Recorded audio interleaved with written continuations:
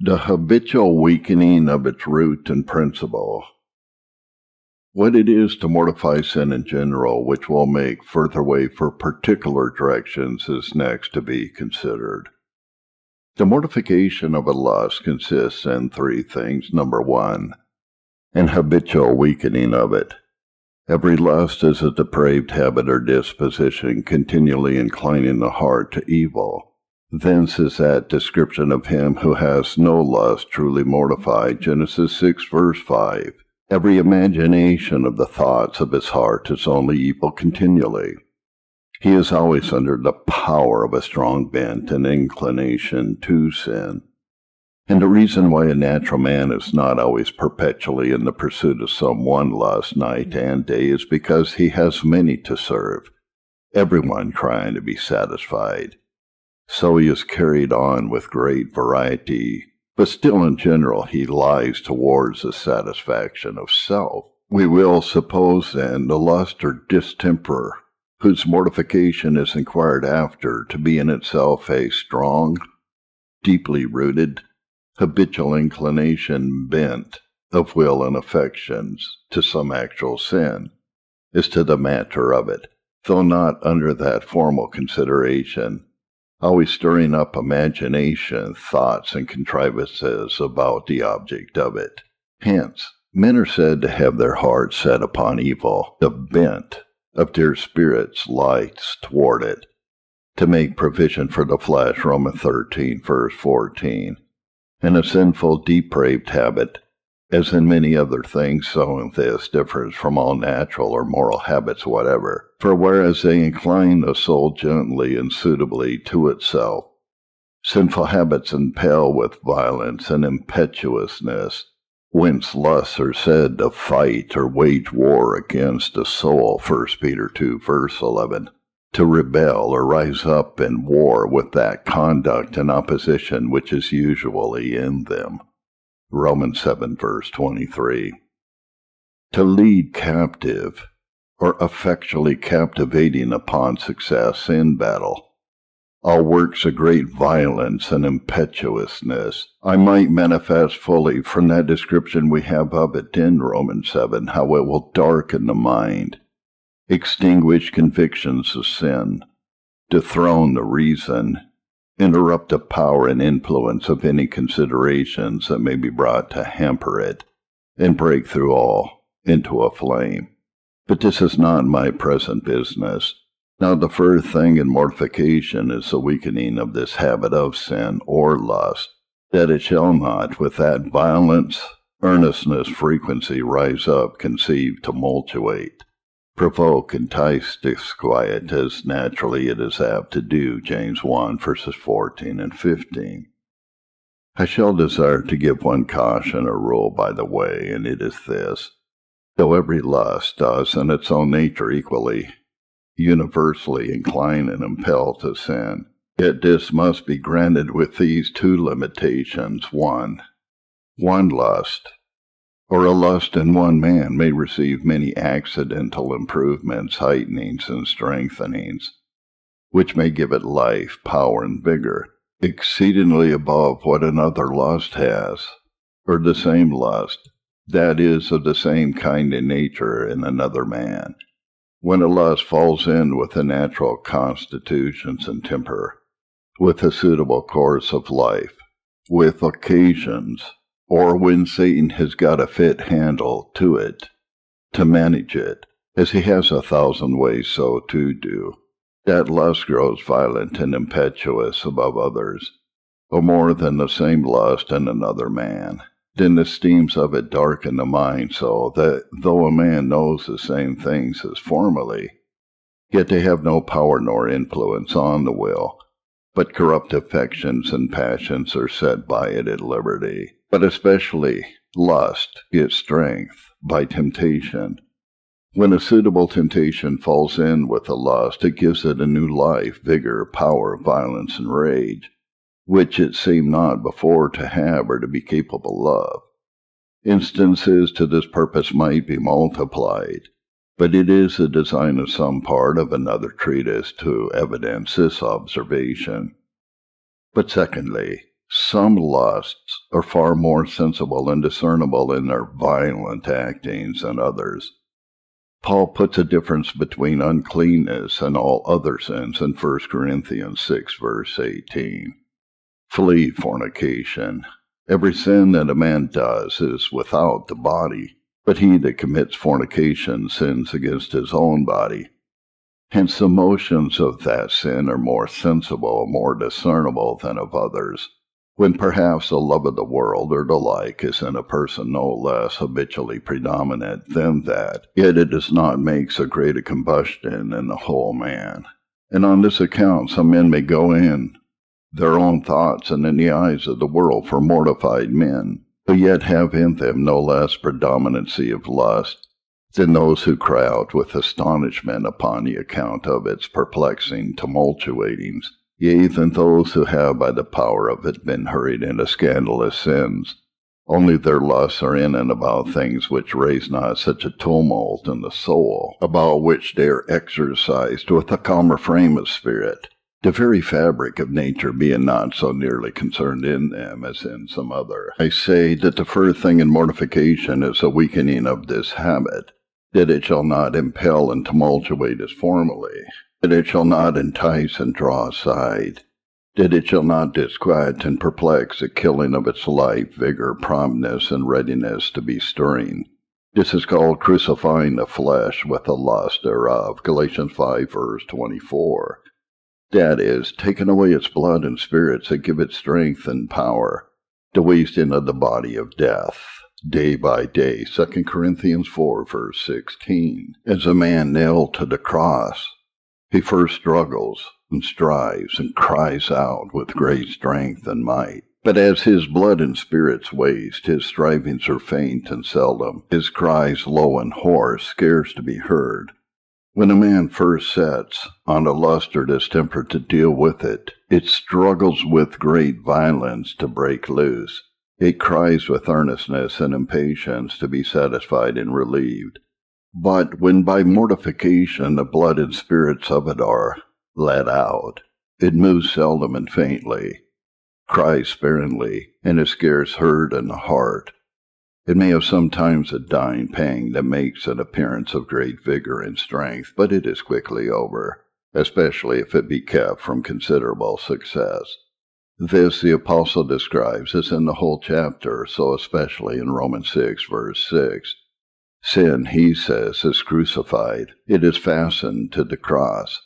To what end? That the body of death may be destroyed, the power of sin weakened and abolished by little and little, that henceforth we should not serve sin, that is, that sin might not impel us with such efficacy as to make us servants to it, as it is done heretofore.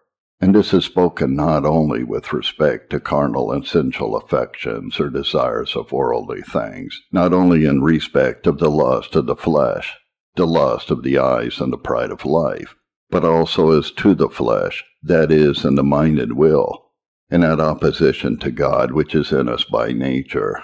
Of what nature soever the troubling distemper be, by what way soever it make itself out, either by impelling to evil, or hindering them from that which is good, the rule is the same.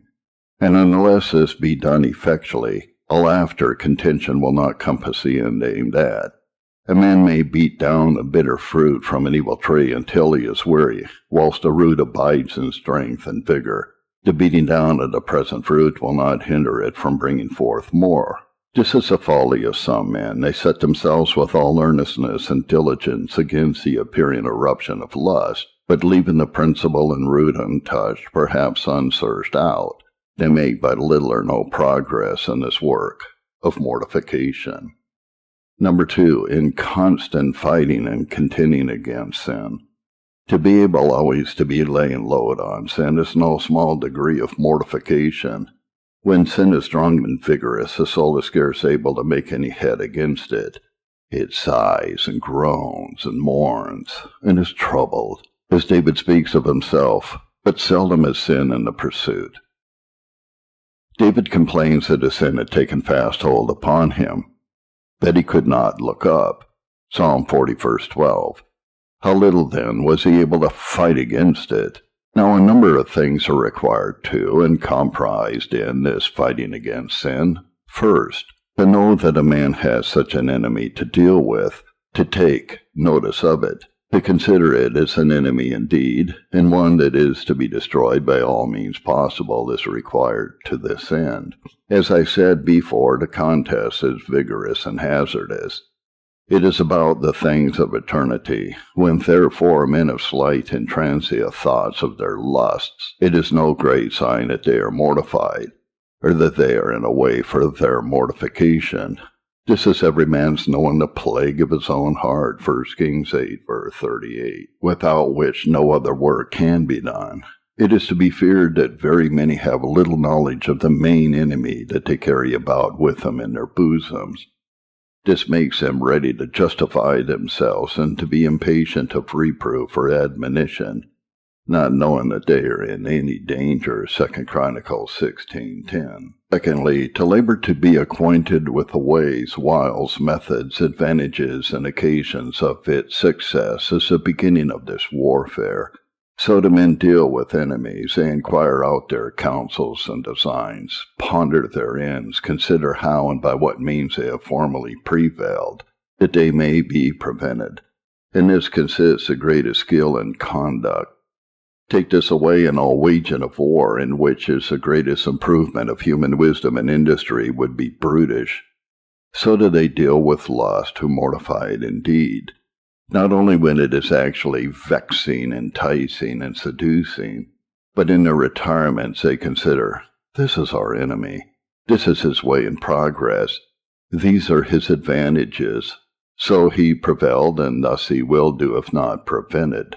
So David, he says, my sin is ever before me, Psalm 51, verse 3, and indeed, one of the choicest and most eminent parts of practical spiritual wisdom consists in finding out the subtleties, policies, and depths of any indwelling sin, to consider and know wherein its greatest strength lies, what advantage it uses to make of occasions, opportunities, temptations, what are its pleas, pretenses, and reasonings, what are its stratagems, colors, excuses, to set the wisdom of the Spirit against the craft of the old man, to trace his serpent in all of its turnings and windings, to be able to say, at its most secret, and to a common frame of heart, imperceptible actings, this is your old way and course, I know what you aim at, and so to be always in readiness is a good part of our warfare. Thirdly, to load it daily with all the things which shall after be mentioned that are grievous, killing, and destructive to it, is the height of this contest. Such a one number thinks his lust dead because it is quiet, but labors still to give it new wounds, new blows every day. So the apostle in Colossians 3, verse 5. Now while the soul is in this condition, while it is thus dealing, it is certainly uppermost. Sin is under the sword and dying. Thirdly, in its success. Frequent success against any lust is another part and evidence of its mortification. By success I understand not a mere disappointment of sin, that it be not brought forth nor accomplished, but a victory over it and pursuit of it to a complete conquest. For instance, when the heart finds sin at any time at work, seducing, forming imaginations to make provision for the flesh, to fulfill the lust thereof, it instantly apprehends sins and brings it to the law of God and love of Christ, condemns it, follows it with execution to the uttermost.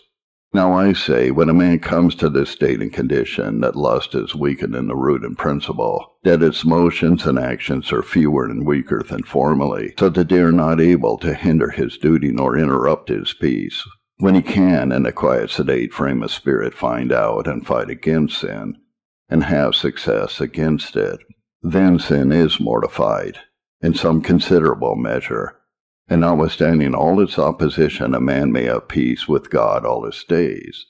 To these heads, then, do I refer the mortification aimed at, that is, of any one perplexing distemper in which the general depravity and corruption of our nature attempts to exert and put forth itself. First, the weakening of its indwelling disposition, in which it inclines, entices, impels to evil, rebels, opposes, fights against God by the implanting habitual residence and cherishing of a principle of grace that stands in direct opposition to it, and is destructive of it, is the foundation of it. So by the implanting and growth of humility is pride weakened, passion by patience, uncleanness by purity of mind and conscience, love of this world by heavenly mindedness, which are graces of the Spirit, are the same habitual grace variously acting itself by the Holy Ghost, according to the variety or diversity of the objects about which it is exercised, as the other are several lusts, or the same natural corruption variously acting itself according to the various advantages and occasions that it meets with, the promptness, alacrity, vigor of the Spirit, or new man, and continued with cheerful fighting against the lust spoken of, by all the ways and with all the means that are appointed thereunto, constantly using the succors provided against his motions and actings, is the second thing hereunto required. Success to several degrees attends these two.